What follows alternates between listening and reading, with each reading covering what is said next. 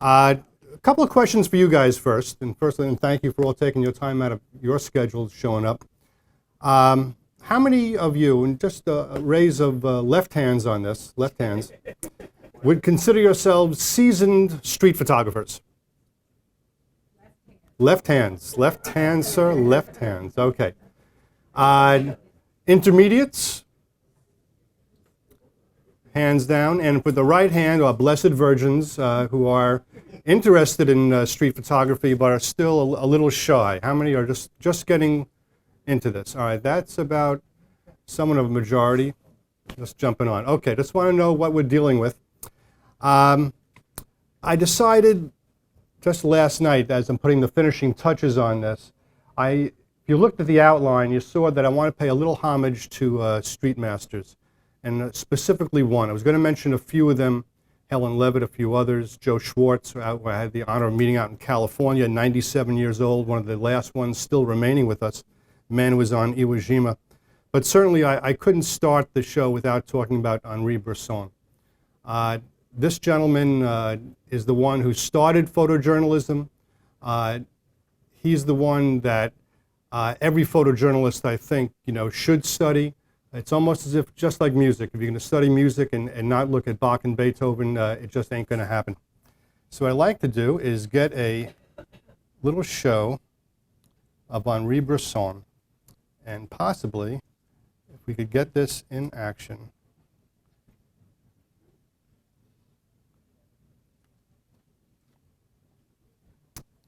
All right, hold on. Okay. Bresson, who was born in the early part of the 20th century, as you see, passed away in 2004 at the age of 95. He stopped shooting in the mid-1970s and went back to painting.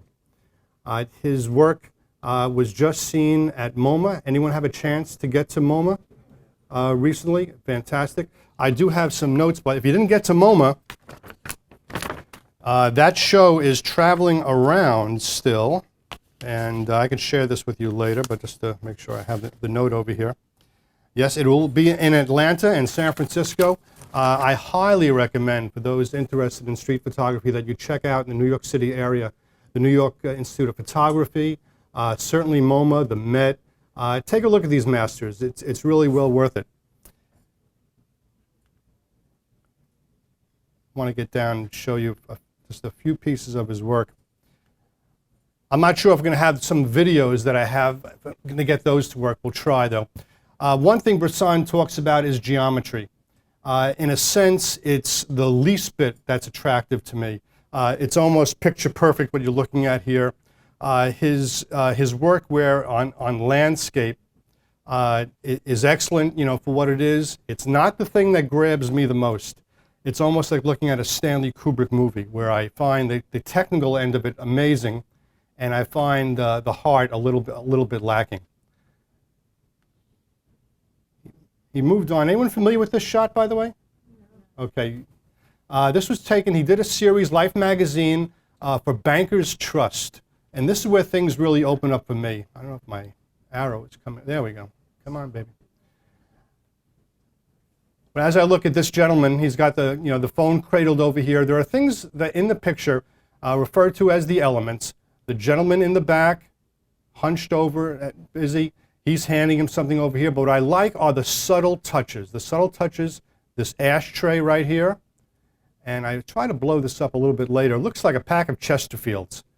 The gentleman reminds me a bit, while it's certainly this kind of office is gone, I think of the day traders, but a lot is still the same, and it's reflected in this. Anyone watching Mad Men, by the way, that series? It's done very true to life. They really take a lot of production time on that. It's well worth looking at. On this shot, same series, the element that grabs me, and the element in his work, the thing that in every one of his shots is that little extra. And for this, it's this cascading flow of data coming here, which you probably, I guess, will never see again. This piece again. In this busy office, and again, she's hunched over, just like you saw the other gentleman at the desk, and there's a lot of action going on. You'll also notice that everyone is the women notice that right away. They're all ladies. Unlike in this office, which probably was a floor or two above, they're all gentlemen. You also notice that one person's in a suit, the others have taken off their jacket. I would not be surprised if that guy is the headmaster there on at this desk. All right, let's take it to France. I'd like to get this perch over the Seine. This is another shot where there's a single element that grabs me. Who sees it? Take a little look. You have 3 seconds. Time's up. What? The woman in Dorp. Go ahead. Right. Parallel with the church in the background. Right. The same kind of configuration. You're talking right over here? No, the steeple. Right. And that's and what are you linking that with? With the woman with the black in the foreground. In the foreground. You know, well, we all learned. I did not see that. And it's as valid, you know, what you're saying is as valid than anything I babble on. What I like this is her left hand shielding. You could see that this is very bright out here. You could it was a bright sunny day. He's exposed down over here in the forefront. And she has her hand shielded. It's a very, very gentle scene. The Parisians, you know, above the Seine, obviously. Next shot. I think it speaks for itself. I'm assuming, I mean, I don't know. In all our street photography, there's a story that we concoct, that we see. And I don't mean we behind the lens, but we as the viewer. I mean, I looked at a shot and you looked at a shot. We saw two different parts of it, you know, hit us, which is just the way it should be. I have no idea if that's the father. In a way, I'd like to think so. But the eyes between the child and the father either coming or going, I have no idea. And you also notice the dog in the right corner has his head perked up. It looks like it could be a morning scene, and the father is off to work. Again, I don't know, but it's a beautiful storytelling shot. And if you read the outline, I have 3 modes of shooting. One is documentation, one is storytelling. The other is just showing us, you know, what you see in a street that way, and that's more of an artistic point of view. By the way, Bresson was one of the first to use a 35 millimeter camera. He shot Leica cameras. I think the M3 was the last one. He would tape up the shiny parts of the camera with black tape so he would not be seen. I'm hoping to show you, if the technology works for me, I have a little clip of Henri Bresson walking the streets and showing his technique. I'm hoping that that works out. And then have a few other street photographers and to show you their techniques, which are quite a bit different than Henri Bresson's. And now we're going to bring it all together. Bless you. Bring it all together. It's final shot. I'm almost not going to show it to you yet, where he takes 3 elements, 3 sections, and brings it together. What I think is a masterful shot. Well, let's take a little gaze at it. Now, I think you see the 3 elements right away. You got the hunting dogs in the front. You have the huntsman on top with that looks like the little horn, and the townspeople. Looks like it's some event of some kind in some village. I'm assuming it's not Paris. I'm hoping it's I'm hoping it's in Provence or somewhere. If you took out any one of those elements, the storytelling would suffer. And in your own minds, I mean, if you took out the gentleman on the horse, and you just visualized it, and just had the dogs and the people in the street, the picture would not be the same. So, but the 3 together, I mentioned that he used Leica cameras. This lens looks to me, and maybe Des, the other top shooters around here, looks to me like a 35 millimeter. He shot mostly 50 millimeter lenses, and we're not talking any crop factor, so it was a true 50 millimeter. He did shoot 35 millimeter, and he did shoot 90 millimeter. He shot strictly in black and white, hated color. He'd have his film sent out the old way. He never got his hands wet, unlike Ansel Adams, who loved the darkroom and virtually said half my work is in the darkroom. Bresson assiduously stayed out of the darkroom. We talk about street photography. One reason I think that draws us all to it is that it's so accessible. You just walk outside. Matter of fact, don't even walk outside. Open your window. And without going through that network thing, you don't have to scream or anything like that. But even though it looks like this election, there will be, nonetheless, okay. we know we won't get started on that. But just open your window and you're taking street shots. I've seen some very nice material done where people just take a shot every month of the same scene, right outside their window. And, make a 12-month, I guess it's not a triptych. I have no idea what the 12 would be in Latin or Greek. As we all know, and certainly myself included, when you saw my little modest snaps, here it is. He took that from me. No. When you saw my little, again, what I call certainly modest snaps, it is easy to get out and shoot street. It is devilishly difficult. It's an alliteration I wanted to use all day. I was practicing it this morning. Devilishly difficult to really get a shot that sings, that has something to it. I think we've all had that experience. It ain't easy. And to see the work like this, and I don't mean to tantalize you with some of the videos, but we saw some of the people here a bit earlier. We had Richard Avedon, which we had a tape of on the Charlie Rose Show, talking about Bresson, how some people in their whole lives, they might have a dozen great photos. Some directors might have 5 or 6 great movies. Bresson had hundreds of outstanding photos. He did have a couple of things going for him. He was rather wealthy. He did travel the world. There's a very famous photo, you might know it from those who saw the exhibit, of the people in Shanghai, 1948. Again, I'd like to bring it up for you. Maybe we'll get on the site and bring it up for you. Mao is just about ready to roll in, and they have been told that they will get 40 grams of gold, and they're all lined up in the bank. Now, my description doesn't do justice, but maybe you can get a mind picture of this. They're all lined up in the bank, and talk about geometry. It's linear, and they're all squeezed cheek to jowl, waiting to get into that bank, and these are the people going to leave. I can almost see the same scene probably going on in Cuba in 1959. Maybe that's coming to a reversal. Did you have a question? Was there any questions? Sure.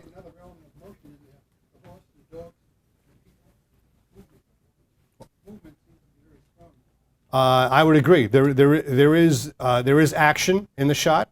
For a still shot, there's certainly a lot of movement.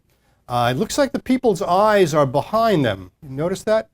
Behind the dogs almost. There must be, and it makes me wonder, a little sense of mystery, what is to follow? Well, we ain't ever going to know. I'm not sure if he ever said what was to follow. Yes, sir? Yeah, I don't know if you mentioned this, but one of the things I also see here is which is very difficult to get actually tension. There's a tension in the picture, especially with regards to the movement of the legs of the horse, and also the tension of the lines. Because the lines are all, the dogs are facing the up left, and the eyes are facing at the back. In other words, I think that's one of the most difficult part in getting part of the picture is the tension. And I think I think this has it. I got it right. I'm going to agree with you. I'm fascinated by the way you describe that. Not only because I live with a shrink, but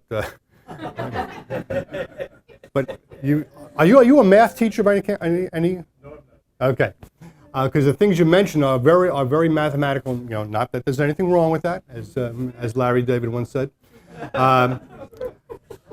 But the tension you're describing, especially when I'm thinking about the shot, is the dogs are fully trained on that horse, and the people are fully trained behind it. So let me throw a question back to you, if I may, sir. When you say tension in a photo, and without even me describing it, could I say the word drama? Would that have the same? No, Words are difficult on this. I would rather use tension. Tension it is. You're Okay. supposed to get attention, especially in a blank photograph with a pure blank photograph with one or two figures, either on the upper left or upper right. You can get that, and which is very, very hard to get actually in photographs. But this one's fantastic. How successful have you been? According to my wife. Okay. Okay. I don't know. I'm not. According to you. I'm not satisfied. Okay, I don't want to put the heat put the heat on me, not on you. So it's my name. It's got to do something up there. It is, as we said, it is very, very difficult. I mean, to get, again, the three things that we see with the people, the man, the horse, and the dogs, and to get them together like that. I tell you what. Let me try to bring up the YouTube of Henri Bresson in action. And I'm sure there is, and I have no idea what it is. I don't know. Yeah. I think it's called Horses, Dogs, and People. It just kind of comes to me. It might be something like that. That's copyrighted. And that's copyrighted. All right, let me see if try to escape. I'm sorry, guys. Bear with me. Anyone else have a question while we fuddle for time here? If you do, certainly I'll buy you a drink. At this point, I'll buy you a drink. Oh, what you get? Who asked the question? What's your guess? Because we spoke before. What's your guess? I'm going to say the opposite. Yeah. Oh, that's two different things you stated. Absolutely. And he talks about it. He talks about patience. A Zen attitude was in the article in the New York Times about his show. He had this Zen quality where he was tenacious and he was patient. And those two things. So I don't doubt that he might have scattered out this area. He had to know that this was happening ahead of time. He had to already have calculated, where do I want to be? He had already to know, what lens do I want to use for this shot? I'm fairly certain that that those things are true. As far as how many he snapped, I would bet one or two at most.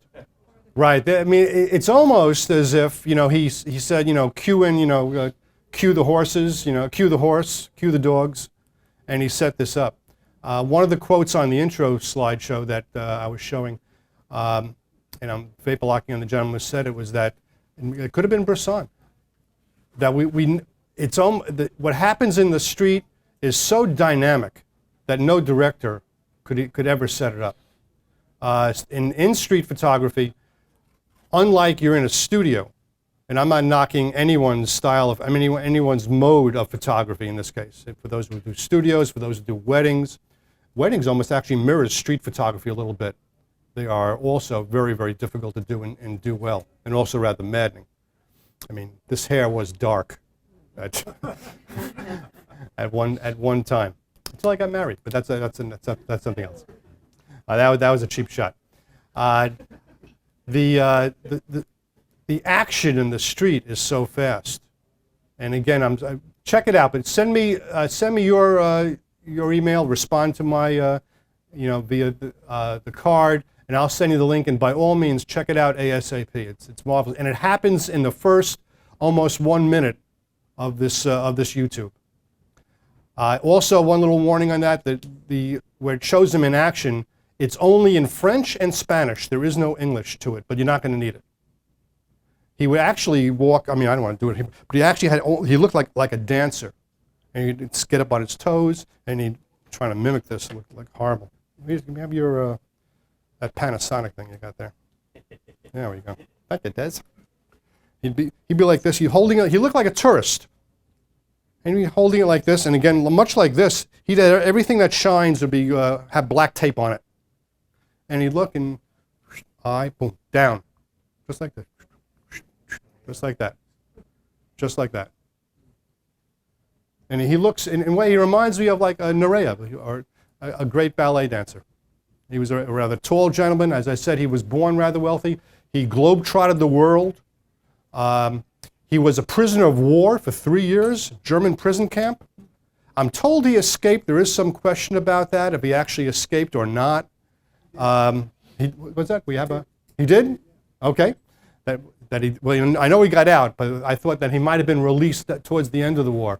And he took that famous shot of that woman who's being upbraided in France, and she had, her hair was still there, but they would shorn the hair of those who had given names in Vichy France. Yeah, that she was in fact consorting with, can't say it at B&H, with the German officers. Yes. Do you advise against using DSLRs because of the mirror slap noise? Well, I'm sorry. Say it again. Do I advise? Do you advise against using SLRs because of the mirror slap noise? I don't, because I use a D700. As far as the mirror slap, the noise giving away your position, is that the concern? Right, well, you were just talking about how Hassan was so discreet. Right. Discreet, yes, but and it might seem rather contradictory that I use a rather large camera, the Nikon's D700. That choice, and we'll get to that. We'll talk about the gears and the nuts and bolts about it. There's no one answer to it. Pardon me? He used the that's all he used. I don't have one answer for that. Whatever you're comfortable with, and I'll segue briefly into that. I wanted to say for a little while. The concern for me in gear is the ISO capability. I shoot a lot. If you saw my slideshow, I shoot a lot in the subway, and I want the best ISO quality I can get. So far, the D700 does that for me. Canon has it. I don't fight between brands because the good photography has virtually nothing to do with the equipment you're using. Most of the equipment that we have will do just fine. But if you're really fine-tuning it, for me, the D700 has excellent ISO capabilities. That's why I use it. Any questions along those lines? Let me ask you guys. How many use a DSLR? How many are using a point and shoot? How many are using a rangefinder? One rich man using.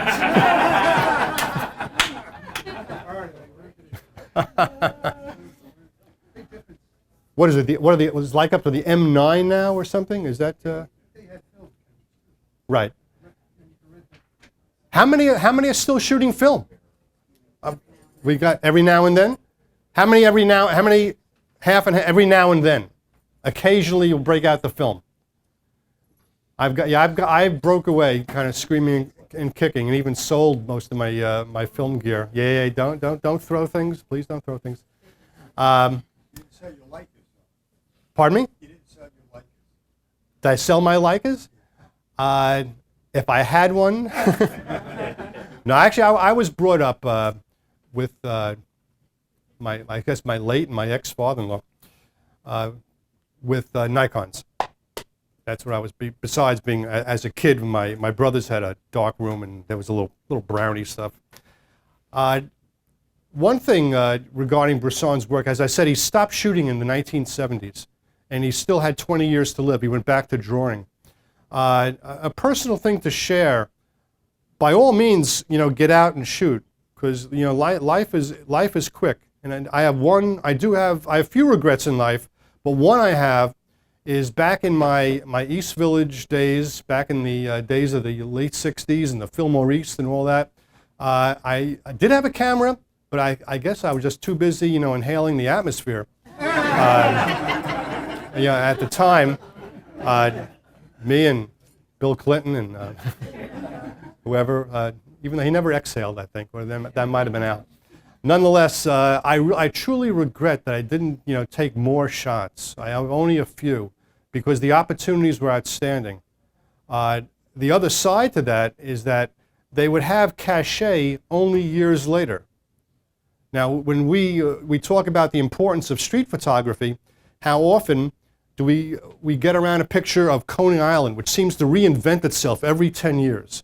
I believe the New York Times has some one person on staff that goes back to Coney Island to show us the new Coney. So it's always the same. I know my pal Des Santana, you've been going there and shooting Coney Island, quite a bit. The thing about what we take now is that the artistic cachet, the historical cachet, will kick in 50 years later. And that's something that, it's nothing to regret about, but if you don't take the shot, you have nothing to share. Anyone here would like to make money doing street photography? All right, let me get my lady, the shrink, and well, certainly, good luck with that. When you find the secret, please share it with me. Luckily, I could be a dilettante about it on my work, and I don't depend on photography, to live. It's a brutally difficult profession to live, to make an earning with. Most of the people that we know are the wedding guys and gals, that do that kind of shooting, the event photographers.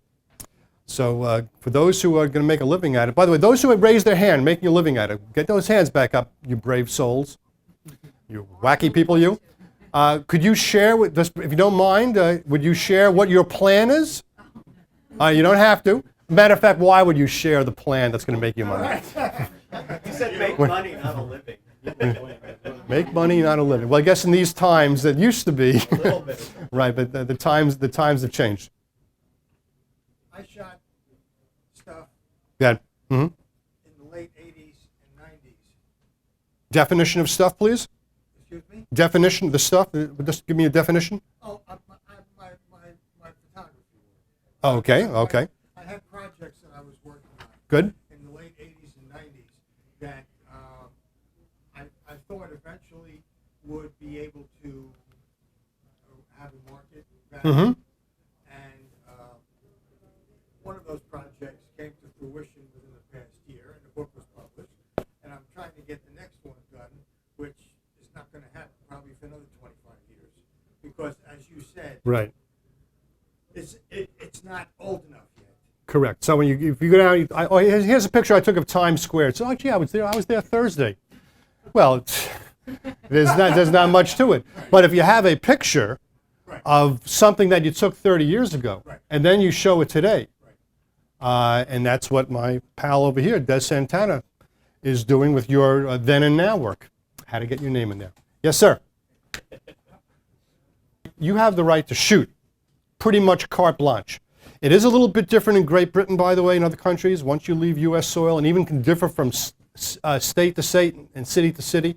We had some big meetings here in New York City about the right of photographers to shoot. Some of you might have been at the meetings.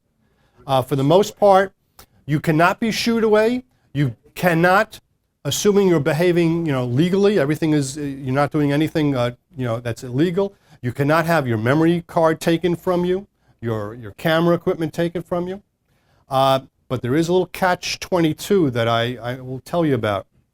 If an officer says to stop, even if the officer is incorrect about the law, if you say, I'm going to continue to shoot, and you continue to shoot, you then cross the line, you've now disobeyed a New York City police officer. That is a different offense. Has nothing to do with that you were shooting. You might prove to the judge, I was shooting legally. Yes, you were. You were told to stop. I didn't stop. The officer said to stop, you didn't, you're in trouble. So that's a little bit of a catch-22. I mentioned Great Britain has much stricter laws, by the way. In London, much stricter laws about shooting. If you've been there recently, I was in Paris this past April and May, and I wasn't bothered at all. But the stories I'm hearing in London itself are rather dramatic. Pardon me? At all, right? Yeah. Right. There is another little gray area coming in. Is at the meetings we were talking mostly about still photography. Well, as you all know, that the new cameras coming out, they have video capabilities. And it used to be you can't set up a tripod without getting a permit to do so. You can't impinge upon free traffic, either pedestrian or vehicular, or the crazy bicycle people delivering my pizza, I suppose. Yeah, with the cameras now having video capabilities, though, that blurs the line. But like anything in law, it's always evolving. Yes, sir. Say a group of officers beating someone, and everybody on the side says stop. Where's the legality? I'm just repeating because you don't come on my microphone. Let me get that straight. Say you come across a scene where officers are Demonstration. correct and they're beating upon someone. Right. All right, and what was the other part? One of his cronies says stop. And one of the officers, it says to you. Right. My advice, what I would do is I would stop. You're told to stop, you stop. You're going to grit your teeth. You're going to get, as we said, mad as hell, and I'm not going to take it anymore, as we referenced before. But I would think you should stop. What you do is, you decide. If you want to, bring on whatever consequences might happen, then do it. Certainly, a lot of the great shots that Bresson and others took were under duress. And hopefully we'll get time. We'll talk about, in New York City, the kinds of things to shoot. Well, there are many people. The drama of the shot is when someone is in a way under duress. Someone who's poor, someone who's doing something, rather insane. That's where the drama is. It's like that rock and roll song where it says, "Mama told me don't look into the eye of the sun, but Mama, that's where the fun is," right? Well, that's where the drama is. And without photographers actually documenting this, I think we'd be a lesser democracy. But that's time for another session. There are a lot of themes to shoot, certainly within New York City. Sounds like the beginning of that old television show. One of them is what I call the three S's: solitude, sorrow, and space. If you're a photographer, you're a little bit of a voyeur. Admit it. It's not a bad thing to admit, but it's part of what we do. These are people I thought just looking for a little bit of solitude. We'll get to the sorrow and the space. And these are all mine, by the way, for the lady who wanted to see the photos. Thank you, and I will show you how to order them. Yes, absolutely. This is in Central Park. The draw to me on this one, it's with a 60mm lens, by the way. Well, the lady and her husband, she, if I'm not mistaken, is pregnant. Their hats are aligned. The color of the hats was nice, I thought. We're going to talk also about black and white versus color, and so-called sacred rules. Bresson always shot in black and white, but I want to show you some shots that I thought were more outstanding, were better in color. You can almost see me behind the bush there, using those leaves as cover. It's just a little thing I just wanted to capture. I'm not calling it, it's not to me it's just the snap. As I said, it's in Central Park. The next shot is in Riverside Park. I'm going to show this. I'm going to get the equipment. Oh, sure. Are you one of those photographers did you take 3 shots, 1 shot, or did you take 30 shots? How'd you get the I certainly didn't take 30. I might have been, and it's a good little gear question, I usually shoot, where I'm going to shoot in a burst, maybe 3 or 5, because as we know, somewhere there is a better shot than the other. Someone turns their head a certain way, so I'm shooting in burst mode. But certainly wasn't 30. I'm just thinking, you know what chimping is? Everyone knows what chimping? Yeah, right. You know what I'm doing? I'm not going to explain to her, and let's let her think that you're nuts. Chimping is when you take a shot and you go look at your LCD panel and you gather everyone and go, ooh. It's really nice. But chimping actually has its place. You're checking out your exposure. You're looking at the histogram. How good was the exposure on this? I'm also shooting mostly in aperture priority, except when there's a softball and I'm shooting in slow motion because you just don't get around much as well as you used to. The next shot was in Riverside Park. And as I said, there's a little bit of voyeurism in this, people looking for solitude. I actually, as you can see, they are not in open space. I have cut back anything that would, show other people. To me, that clutters the shot. It also gets into the question, well, gee, is it street photography? If I cropped it, it is processed a little bit, and that's difficult to decide. For some, it has to be, very, let's say, just like the news services, as is. That's not my point of view, and you'll have to come in when you find your own artistic eye as you develop your own style, as you will, and as we all are, continuously. You'll find out what you want to do. The next shot is in, vapor locking on it, Union Square Park. Thank you very much. And for this one, I got rather close behind the gentleman. Again, it's with a 60 millimeter. And just watching him, he's trying to find, again, that solitude. The city is such a cacophony of sound and movement and people. It's nice to get out. I mentioned before that I do some shooting out in California. It's nice to escape the city every once in a while. The next shot, well, I'm going to let you decide on this one. It was a rather strange one. The next shot was taken with a 180 millimeter prime. It was done in Central Park. She has caught my eye. She has caught my lens. She was just there. She was kind of fanning herself, as you can see. I'm not too concerned. There's a little blur in it. That doesn't really bother me too much. But that was her solitude, and there was I, interrupting it. I think it's a rather decent shot. It's near the Bramble in Central Park, another place that I love to shoot. It's a fine, it's a fine oasis. The next shot, Did she say anything? not a word, which was also a little bit sometimes scary. That bullet, no, she wasn't going to follow me. Just gave me a look, and I took the shot. I'm thinking of Brisson. Took the shot, and as an aged sprinter back in Long Beach High School, class of '65, just quickly walked out of the way and walked on.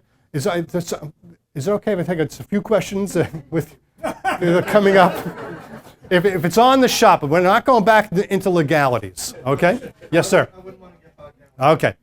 I was just wondering if you were more of the school of, sneak around and shoot it quick and run, or engaging the person, looking at him, smiling, and then, going, okay, shoot. The answer is both, and any others you can name. It depends what the situation calls for, and we're going to talk about shots that were set up, and I have them in my catalog, where I have spoken to the people. If you saw the shot I had of the girl, and I'll try to get back to it, the girl and the gentleman playing the saxophone in front of Zabar's. Do you recall that shot? Yes. I saw them. She was looking at him, and I actually got them together. And I told him she was this young girl from Arizona, an aspiring actress. Big surprise in New York City, a young girl from Arizona, an aspiring actress. Yeah, maybe she should run for governor of Arizona. I don't know. No, you could see California from Arizona. You can see Mexico. Let's not go there. So I said, give him a look, and she gave him a couple of looks, and they were spread out far enough.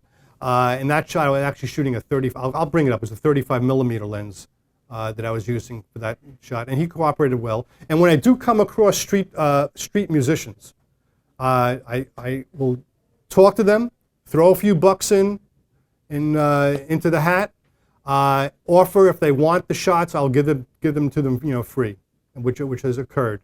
One guy actually, if you saw, there was a violinist. Did something called Paganini in the subways.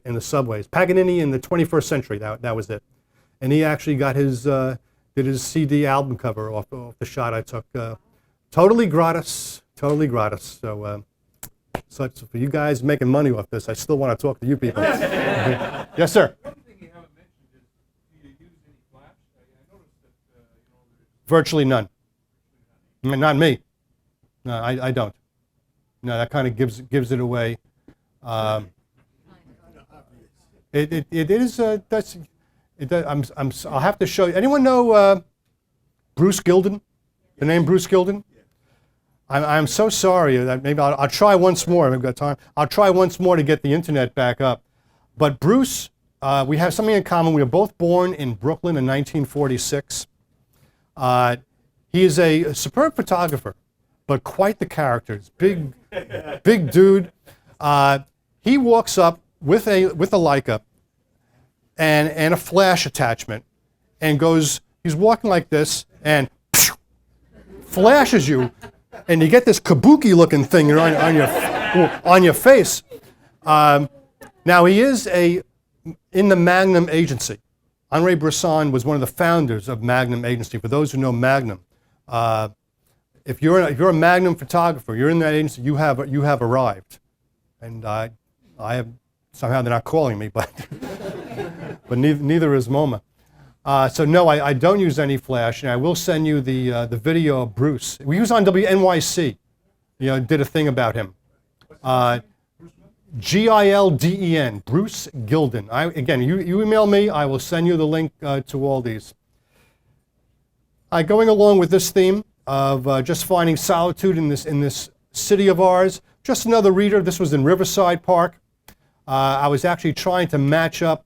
There are lines on the chair or the bench in front, and his little striped shirt. And I can't make out what what Fitzgerald book that is that he's reading. The hook, the Bresson hook, if I dare say so, is his thumb. Okay, had to be you. Is his thumb by the mouth in this literary kind of thing right there. That's a little Bresson hook that I like.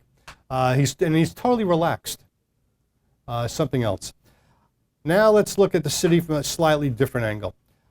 There was a study by either Franz Boas or Margaret Mead back when I think they were both working Samoa. And they noticed that in the small villages, that when you walk by somebody in a village where there might be 70 to 120 people at most, when you walk by someone, you acknowledge them and you said hello.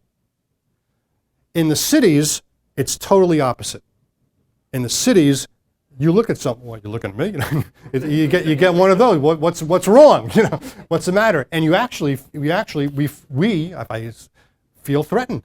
Is there a problem? Well, why are you looking at me? Did I not dress today or something? Or do I clash? Am I wearing white after Labor Day? What did I do wrong?